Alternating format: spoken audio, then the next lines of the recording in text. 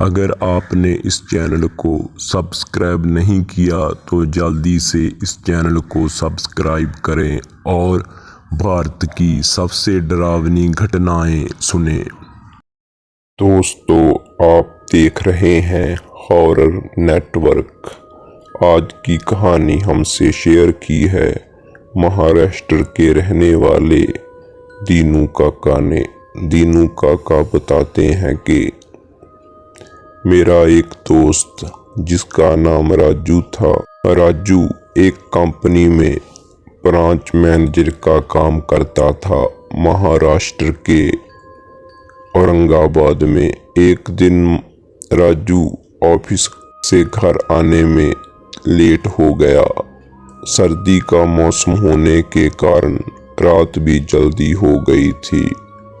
ठंड भी बहुत शुरू हो चुकी थी। रास्ते में चलते चलते राजू को अचानक एक आवाज सुनाई दी, रुक जाओ।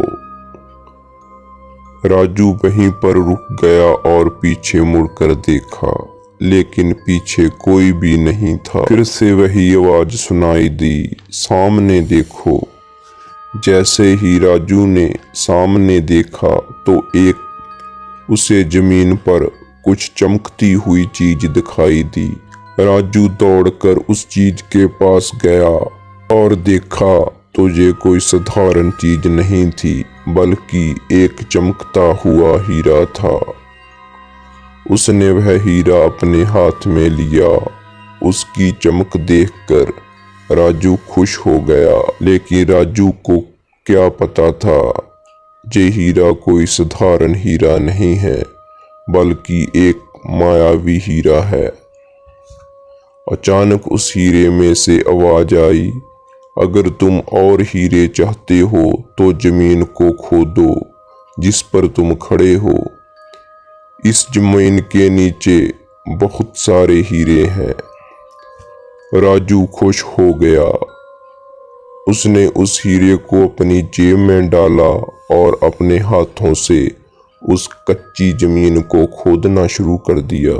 तकरीबन 3 फीट खोदने के बाद राजू अचानक से डर गया और डर के मारे चिल्लाने लगा, क्योंकि गड्ढे में से हीरे तो नहीं मिले, जमीन से एक कटा हुआ सिर मिला।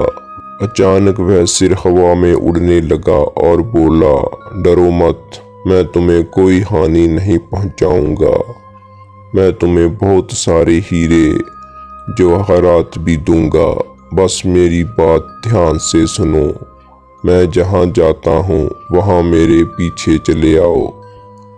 फिर वह सिर हवा में उड़ता हुआ जंगल की ओर बढ़ने लगा। करीबन 2 किलोमीटर चलने के बाद वह सिर घने जंगल के बीच पहुंच गया।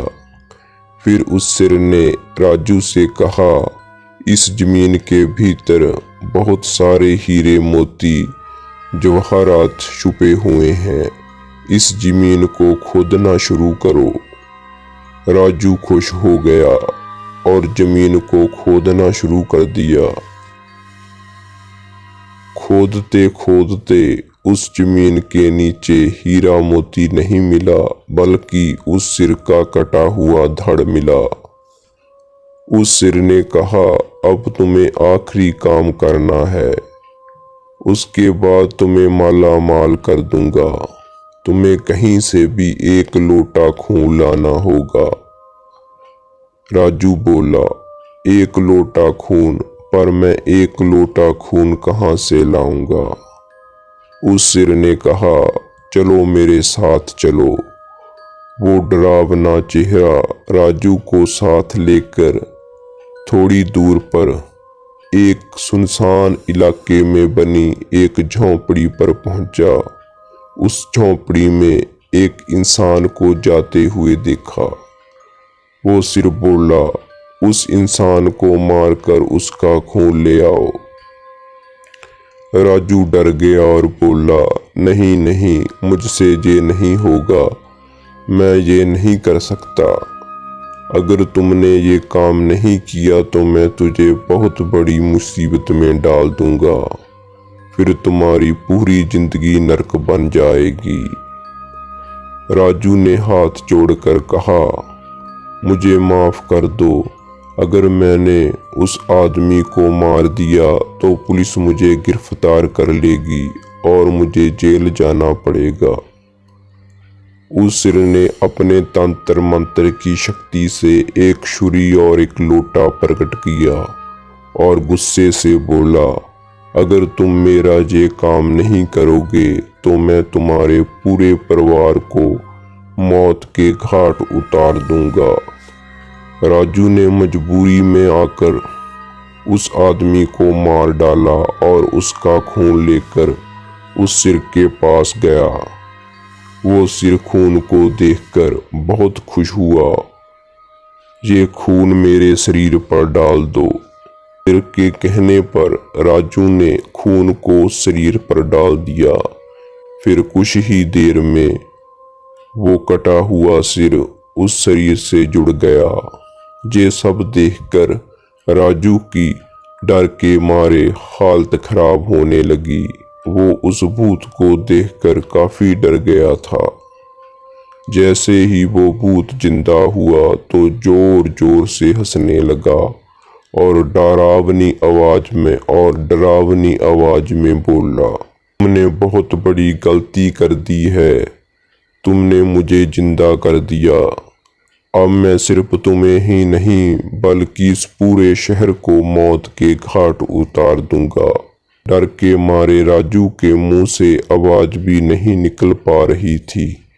वो अपनी जान बचाने के लिए वहां से दौड़ पड़ा, लेकिन उस भूत ने छलांग लगाकर राजू को जमीन पर गिरा दिया और बोला, मुझे बहुत भूख लगी है, अब मैं तुम्हारा मांस खाऊंगा।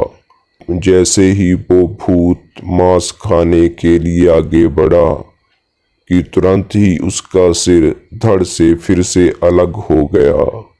राजू समझ नहीं पाया कि आखिर ये चमत्कार कैसे हुआ है। जब राजू ने पीछे मुड़कर देखा तो एक अघोरी बाबा खड़े थे और उनके साथ दो उनके चेले थे। उस अघोरी बाबा ने कहा, जब तुम उस आदमी को मारकर खून ले जा रहे थे तभी मैंने देख लिया था और समझ गया था कुछ बुरा होने वाला है। इसीलिए मैं तुम्हारे पीछे पीछे जहां तक चला आया और मैंने अपनी तंत्र शक्ति से उस भूत को फिर से मार दिया। अब तुम निश्चित होकर अपने घर जाओ। अब तुम पर कोई खतरा नहीं है।